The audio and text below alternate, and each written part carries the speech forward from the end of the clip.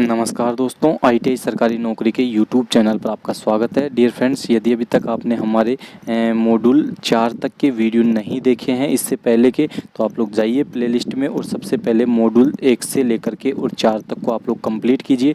उसके बाद ये वीडियो देखिए, क्योंकि आपके जो सीरियल से चल रहे हैं हम लोग कंप्लीट आईटीआई जो इलेक्ट्रीशियन की जो फर्स्ट ईयर और सेकेंड ईयर की जो निम्मी क्वेश्चन बैंक है उन दोनों का सोल्यूशन करेंगे चारों सेमेस्टरों का। ठीक है, तो आईटीआई सीबीटी एग्ज़ाम के लिए बहुत ही इंपॉर्टेंट सीरीज़ है, तो जाइए और अभी से वीडियो आप लोग देखिए। चलिए बिना किसी देरी के क्वेश्चन नंबर फर्स्ट स्टार्ट करते हैं। और फर्स्ट में आपसे पूछा गया परिपथ की कुल संधारित्रता की गणना कीजिए।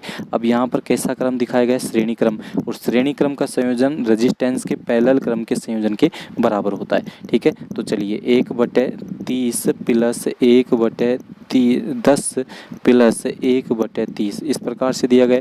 लघुत्तम कितना आ गया? टोटल 30 लघुत्तम आ गया, तो 1 + 3 + 1 टोटल कितना आ गया? 5/30, 30/5 कितना आ गया? 6 ओम इसका टोटल आंसर आ गया, 6 फैरड। ठीक है, तो क्वेश्चन नंबर फर्स्ट का राइट आंसर क्या आएगा? ऑप्शन नंबर बी आएगा। ठीक है, चलिए सेकंड की बात करते हैं। वेरी वेरी इंपॉर्टेंट क्वेश्चन है सेकंड क्वेश्चन। संधारित्रता की इकाई क्या होती है? कैपेसिटेंस की यूनिट ऑफ कैपेसिटेंस पूछी गई है, तो कैपेसिटेंस की जो यूनिट होगी वो क्या होगी? फैरड होगी कैपेसिटेंस की यूनिट। महो किसकी यूनिट होगी? चालकता की। हेनरी किसकी होगी? इंडक्टर की। कूलाम किसकी होगी? अपना आवेश की। ठीक है, ये आपको यहाँ से याद करके चलना है। चलिए क्वेश्चन नंबर 3 की बात करेंगे। क्वेश्चन नंबर 3 में आपको दिया गया है एक संधारित्र की धारिता का मान क्या होगा यदि 35 वोल्ट के लिए 0.5 कूलाम आवेश की आवश्यकता होती है। आपको पता है Q बराबर CV। ठीक है, यहाँ क्या ज्ञात करनी है? धारिता C का मान ज्ञात करना है, तो C बराबर Q/V। Q आपको दिया गया है 0.5, V आपको दिया गया 35, पॉइंट को उठाएंगे 1 0 नीचे आएगी, 5 एकम 5, 5 7 35, 1/70। ठीक है, 1/70 आ गया। अब देखिए इसको सोल्व करेंगे तो पॉइंट, ठीक है, पॉइंट आ गया, लेकिन फिर भी नहीं जा रहा है, भाग टूटने की, फिर 0 लगा दी, फिर 0 लगा दिया अपन ने, तो क्या आएगा? 7 एकम 7। तो लगभग जो राइट आंसर आएगा क्वेश्चन नंबर 3 का वो क्या आएगा? Option number C. ठीक है, तो आप लोग इसको पूरा सोल्व करोगे तो जब ये आपके सामने उत्तर आ जाएगा 0.14 फैरड। ठीक है, चलिए क्वेश्चन नंबर 4 की बात करेंगे। और क्वेश्चन नंबर 4 आपको बहुत ही अच्छा क्वेश्चन आपको यहाँ से दिया गया है। ये क्वेश्चन आपसे एग्जाम में पूछे जाते हैं, टेक्निकल हेल्पर में इससे रिलेटेड क्वेश्चन आपसे पूछा गया था। संधारित्र के मान को कैसे कम किया जा सकता है? डिस्क्रीज करना है संधारित्र के मान को। मैं आपको बता देता हूँ, कैपेसिटेंस का एक बहुत ही एक फॉर्मूला है, ये चीज़ आपको याद रखने के लिए किस किस के ऊपर कैपेसिटेंस डिपेंड करता है। तो C बराबर क्या हो गया? Epsilon A/D। ठीक है, C बराबर क्या हो गया?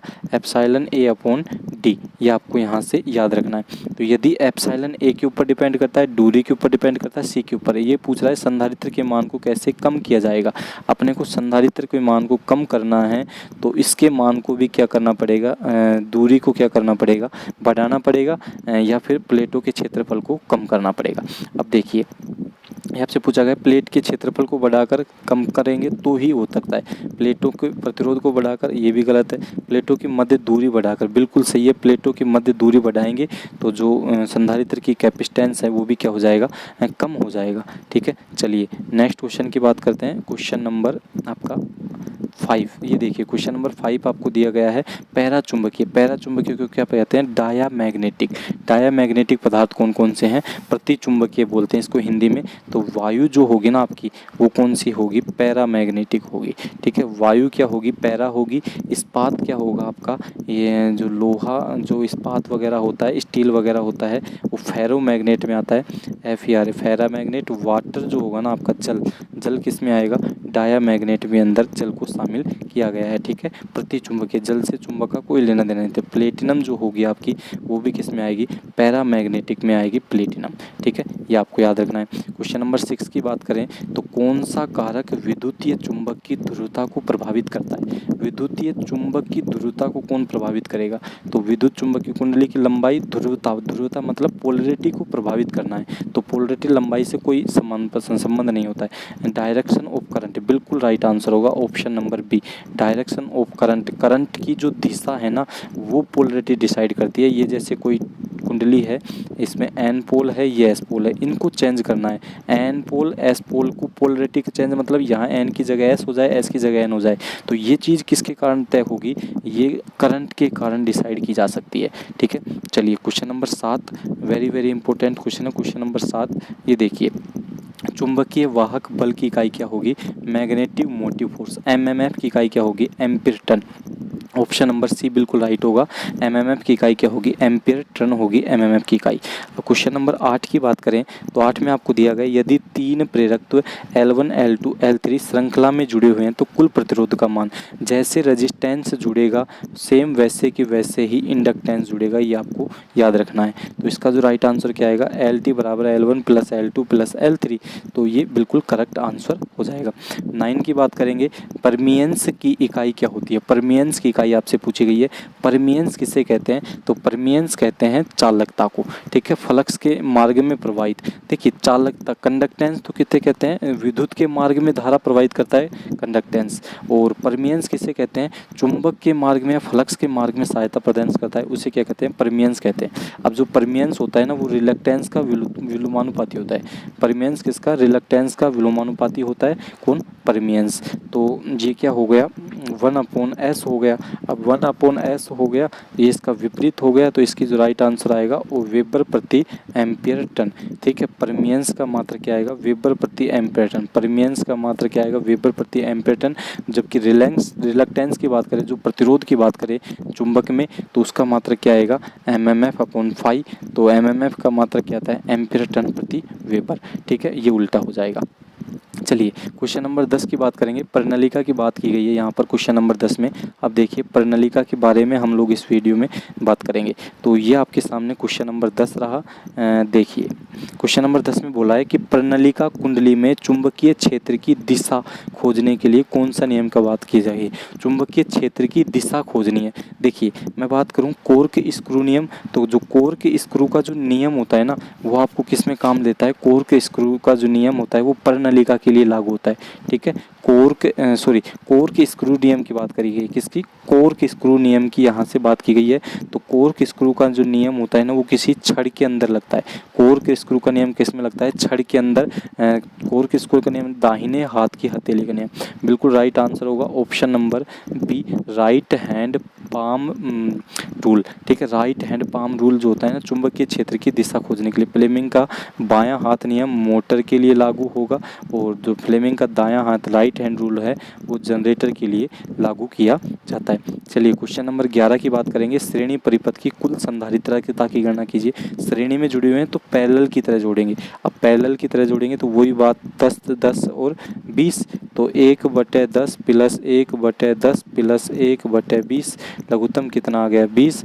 तो 1 + 1 प्लस 10 एकम 10। ठीक है, 10 दूनी 20, तो 2 + 2 + 1। ठीक है, तो 5/20 और 20/5 कितना आ गया, 4 ओम आ गया, 4 माइक्रोफैरड आ गया इसकी जो आएगी संधारित्र की। ठीक है, चलिए क्वेश्चन नंबर 12 की बात करेंगे। क्वेश्चन नंबर 12 में आपको दिया गया है श्रृंखला में विभिन्न वोल्टेज रेटिंग संधारित्रों को जोड़ने से पहले क्या सावधानी बरतनी चाहिए। सीरीज में आप किसको जोड़ रहे हैं, विभिन्न वोल्टेज रेटिंग के कैपेसिटर को जोड़ रहे हैं। तो ठीक है, तो आपको किस की चीज़ की ध्यान में आपको रखना चाहिए। सभी कैपेसिटर एक ही निर्माता की होनी चाहिए, ये कोई ज़रूरी नहीं है श्रेणी क्रम में जोड़ने से पहले। प्रत्येक कैपेसिटर वोल्टेज ड्रॉप इसकी वोल्टेज रेटिंग से कम होना चाहिए। बिल्कुल राइट आंसर होगा ऑप्शन नंबर बी।